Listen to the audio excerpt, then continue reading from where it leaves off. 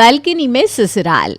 सुबह के 7 बजे नैना अपने कमरे में सो रही होती है कि तभी मिक्सर ग्राइंडर की आवाज़ से उसकी नींद टूट जाती है। मेरे सर पर हिलाकर रख दो मिक्सर, सुबह सुबह पता नहीं कौन सी भूख लग जाती है तुम लोगों को। तभी बाथरूम से विक्रम बाहर आता है। उठ गई आप? क्या उठ गई आप? उठा दी गई हूँ। हद होती है किसी चीज़ की। इतनी सुबह सुबह पेट में कौन सी आग लग जाती है इन लोगों को, मुझे पता नहीं। रात को देखा तो मिक्सर चालू, दोपहर को देखो तो मिक्सर चालू। दोपहर की नींद भी पूरी नहीं हुई थी कल मेरी, और सुबह की भी खराब हो गई। अब पूरा दिन मेरा सर दुखता रहेगा। अभी जाकर दिमाग ठिकाने लगाकर आती हूँ इस ज्योति के। तम तमाई हुई नैना रसोई में जैसे ही जाती है, ज्योति मुस्कुराते हुए कहती है, इसके पहले कि आप आपके मुंह के द्वार से अपशब्द कहकर मेरा मूड खराब करते, मैं बता दूं ससुर जी की तबीयत ठीक नहीं है, तो माँ जी ने कहा चटनी और ब्रेड ला कर दे दो।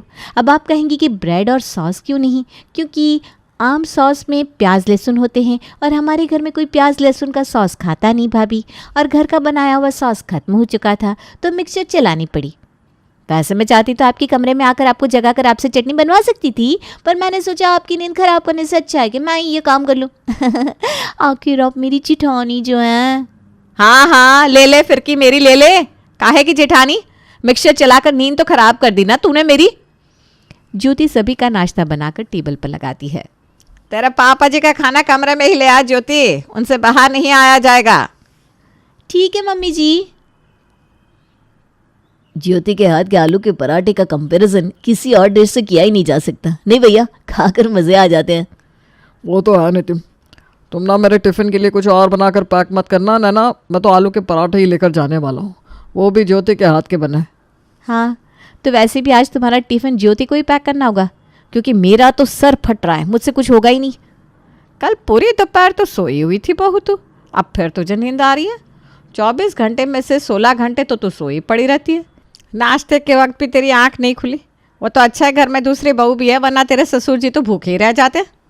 तो इसमें गलती मेरी नहीं, आपकी छोटी बहू की है मम्मी जी। सुबह शाम उसे मिक्सर ग्राइंडर क्यों चलाना होता है? भाई चटनी पीसनी है तो सिलपट्टे पर पीस लो। कल दोपहर को बने थे डोसे, क्योंकि जेठ जी को डोसे खाने का मन था। डोसा बनाने के लिए दाल और चावल को भिगोने के बाद पीसना पड़ता है ना मम्मी जी। अब क्या सिलपट्टे पर दाल चावल भी पीस दूँ मैं? अब अगर इतना आसान है ये काम तो कह दीजिए जेठानी जी से, वही पीस लिया करेंगी।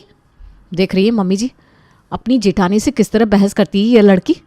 खाने के टेबल पर तुम दोनों बहस क्यों करने लगती हो, मुझे समझ में नहीं आता। खाना है तो चुपचाप बैठकर खाओ, जिसे कलेश करना है वो अपने कमरे में जाकर करो। अपने खाने की प्लेट उठाकर नैना अपने कमरे में चली जाती है। इतनी चिढ़न बच रही है क्या बताऊं। नींद कोई खराब कर देना बाबा, कसम से पूरा दिन खराब हो जाता है। न नहाने का मन कर रहा है न कपड़े बदलने का।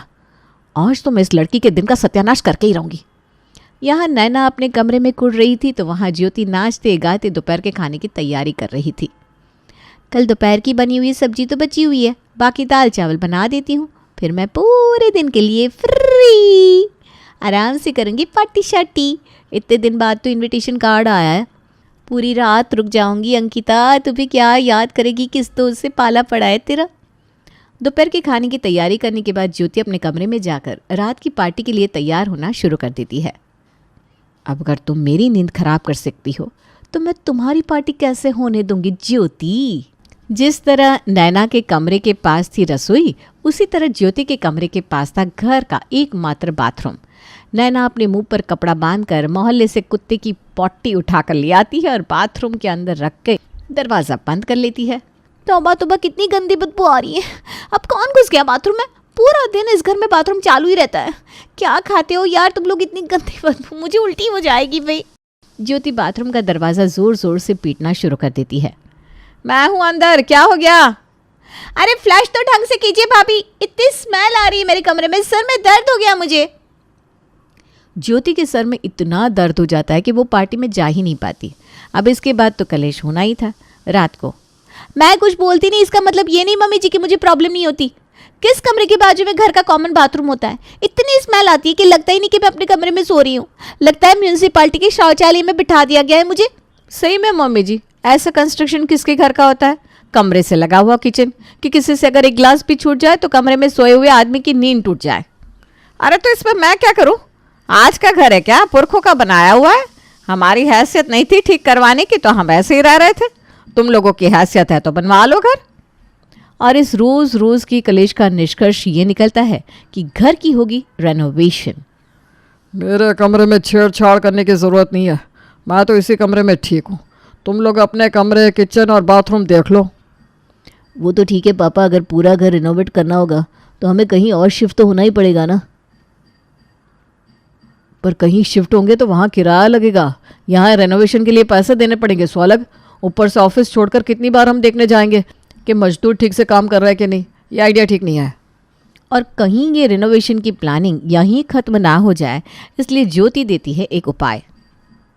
तो क्यों जाना है कहीं और, हमारे घर की बालकनी इतनी बड़ी है, हो जाते वहीं शिफ्ट। घर का चूल्हा, 2 बिस्तर, कुछ ज़रूरी सामान और चद्दर तकिया लेकर दोनों देवरानी जिठानी अपने पतियों के साथ बालकनी में शिफ्ट हो जाती है और अगली सुबह से हो जाता है ससुराल का कंस्ट्रक्शन शुरू। तुम दोनों को ही मजदूरों के ऊपर नज़र रखनी होगी। अरे बेफिक्र रहो आप, सब ठीक हो जाएगा। आप अपना काम करें, हम अपना कर लेंगे। और जैसे ही दोनों भाई ऑफिस के लिए निकलते हैं, नैना कहती है, ये दोनों तो गए, अब ना मैं थोड़ी देर सो रही हूँ। तू नाश्ता बनाकर पापा जी और मम्मी जी को खिला देना। नाश्ता तो मैं बना रही हूँ, पर याद रहे दोपहर का खाना आप बनाएंगी। हाँ हाँ ठीक है। ज्योति नाश्ता बनाना शुरू करती है। छोटी सी बालकनी, वहीं कोई सो रहा है और वहीं चालू हो जाए मिक्सर ग्राइंडर, तो कैसे नींद आएगी। सत्यानाश, यहाँ भी तूने मिक्सर चालू कर दिया ज्योति। बालकनी में मिक्सर ग्राइंडर मैं तो लेकर नहीं आई हूँ भाभी, ये पड़ोस के घर से आवाज़ आ रही है, जनरेटर की। सोइए आप। नैना की आंख लगती है कि दरवाज़ा खोलकर उसका ससुर बालकनी में आ जाता है। सभी के छत से हमारी बालकनी दिखती है, ये कौन सा तरीका होता है सोने का? नींद में पता नहीं चला पापा जी। तो होश में आ जाओ या चद्दर लेकर सो। या 8-8, 9-9 बजे तक सोना कोई सोना होता है क्या? और पड़ जाती है नैना को डांट। कुछ देर बाद आती है बालकनी में सुषमा। खाना लगा दे बहू। और ये तेरे पापा जी क्या कह रहे थे, ये कौन सा तरीका होता है बालकनी में सोने का? कपड़े कहीं जा रहे हैं, तेरे हाथ पैर कहीं, आसपास के लोग देखेंगे तो क्या सोचेंगे? वही ना मम्मी जी, पर भाभी को समझाए कौन। आप नाश्ता तो लगाइए भाभी। दोपहर को चादर लेकर ज्योति बिस्तर पर मुंह ढककर सो जाती है। नैना खाना बनाने के बाद कपड़े धोने लगती है। मुंह ढक रखा है, फिर भी इतनी तीखी धूप आ रही है कि नींद ही पूरी ना हो इंसान की। रात को वैसे नींद पूरी नहीं होती, दोपहर में ऐसे लेटी रहूँगी तो सर में और दर्द हो जाएगा। ज्योति बिस्तर से उठकर जैसे पैर नीचे रखती है, ज़मीन पर पड़े सर्फ के पानी पर उसका पैर पड़ जाता है और वो धड़ाम से वहीं गिर जाती है। अब जब नींद नहीं खुल रही थी तो बिस्तर से उतरने किसने बोला था तुझे? अच्छा हुआ दूसरा कदम आगे नहीं बढ़ाया तूने, वरना तू तो बालकनी से ही नीचे उतर जाती। ये सब बाद में कहिएगा भाभी, पहले मुझे हाथ तो दीजिए। आपके कारण गिरी हूँ मैं। कमरे में सर्फ का पानी कौन डालता है? लगता है तू भूल गई है, अब हमारा कमरा ही बालकनी है और बाथरूम भी, तो कपड़े तो धोने पड़ेंगे ना। तू अगर होश में उठती तो तुझे दिखता कि मैं कपड़े धो रही हूँ और सर्फ का पानी फर्श पर है। इसी तरह जैसे तैसे दिन निकल रहे थे। अब एक छोटी सी जगह पर कोई कितने ही दिन रहे। अब प्रॉब्लम तो ज्योति को भी हो रही थी और नैना को भी। पता नहीं ये रिनोवेशन का काम शुरू करके अच्छा किया या बुरा। अब 24 घंटे भाभी के साथ ही बालकनी में बैठा रहना पड़ता है। ना अपने मायके में फ़ोन कर सकती हूँ, ना रो सकती हूँ। जिंदगी हराम हो गई है इस ज्योति के चक्कर में। प्राइवेसी की तो जैसे बैंड बजी है। तुम दोनों खुद में क्या खोई हुई हो? 10 बज रहे हैं, खाना नहीं लगाना क्या? क्या सही लग रहा है ना भैया, चांदनी रात, बालकनी और हम चारों कैंडल लाइट डिनर ले रहे हैं। ऐसा कैंडल लाइट? ना भाई ना कैंडल है ना लाइट, यहाँ तो बस मच्छर है मच्छर। इतने मच्छरों में कोई सोए तो सोए कैसे? अरे तो मच्छरदानी है ना। वही ना, सिर्फ एक मच्छरदानी है। अब आप दोनों सोते हैं फर्श पर, ऐसे में हम आपकी मच्छरदानी भी छीन लेंगे तो अच्छा नहीं लगता ना। चारों मिलकर डिनर करते हैं और उसके बाद दिन भर के थके हारे विक्रम और नितिन तो आराम से ज़मीन पकड़कर सो जाते हैं। पर प्रॉब्लम शुरू हो जाती है देवरानी जिठानी में। मेरे ऊपर ही चढ़ जाएगी क्या ज्योति? जरा खसक तो। एक तो दिन भर बैठ कर तेरा कमर इतना चौड़ा हो गया है कि जगह ही नहीं हो रही। जिठानी कहकर जितना चुप रहती हूँ आप उतना ही खराब बोलने लग गई हैं भाभी। मेरी कमर चौड़ी हुई है, ये आपकी, ये तो अंधा भी बता देगा। 80 किलो वजन आपका है, मेरा नहीं। बहुत बोल रही है ना, 80 किलो? तो 80 किलो की ताकत भी दिखा देती हूँ तुझे। और नैना ठुमका मारकर ज्योति को नीचे गिरा देती है। अरे क्या है नैना, इस वक्त पे रोमांस सूझ रहा है तुम्हें? दिख नहीं रहा है बगल में भैया सोए हैं, ऊपर भाभी है। तुम पागल हो क्या नितिन? 4 दिन से नींद पूरी नहीं हुई मेरी, फिसल कर गिर गई थी मैं।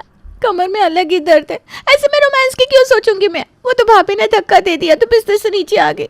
शुक्र है कि इस साइड तुम सोए हुए हो, चेट होते तो बवासीर फैल जाती। दोनों देवरानी जेठानी पूरी रात लड़ती रहती, जिसके कारण नितिन और विक्रम की भी नींद पूरी नहीं हो पाती। अगली सुबह तुम दोनों के कलेश के कारण घर का रिनोवेशन शुरू करवाया और बालकनी में शिफ्ट हुए, और अब तुम दोनों बालकनी में आकर भी लड़ने लग गई। मैं लड़ रही हूँ या ये लड़ रही है? तुमने तो बोल दिया कि मैं लड़ती रहती हूँ। कभी मेरी जगह रहकर देखा है? ये जरा सी जगह में खाना बनाना, खाना, कपड़े धोना, सोना। तुम तो पूरा दिन आराम से ऑफिस में बिताते हो, बस सोने के लिए घर आते हो।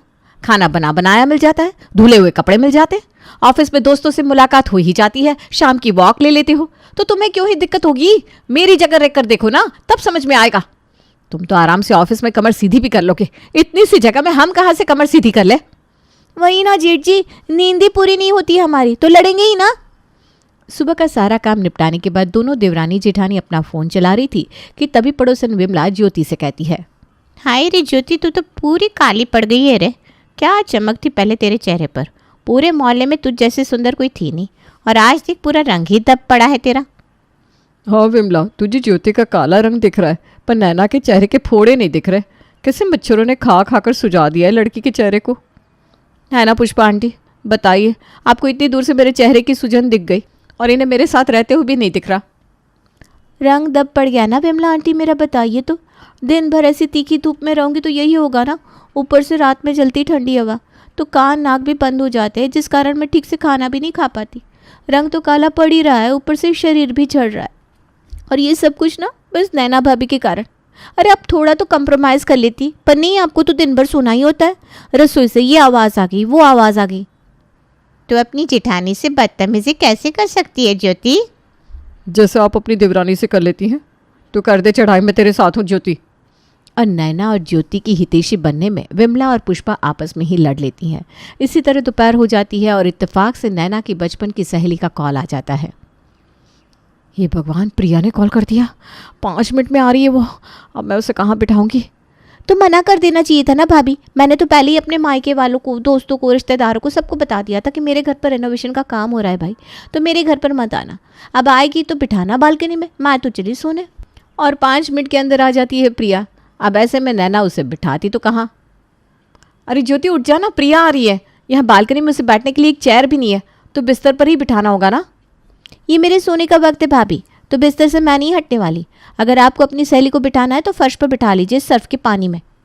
प्रिया बालकनी में आ जाती है, पर ज्योति टस से मस नहीं होती, बिस्तर पर लेटी ही रहती है। नैना को भी गुस्सा आ जाता है। वो अपनी देवरानी के पैर पकड़कर खींच देती है और उसे बिस्तर से नीचे गिरा देती है। आप मेरा दिमाग खराब मत कीजिए भाभी, वरना मैं भूल जाऊंगी कि आप मेरी जेठानी है और ये आपकी सहेली।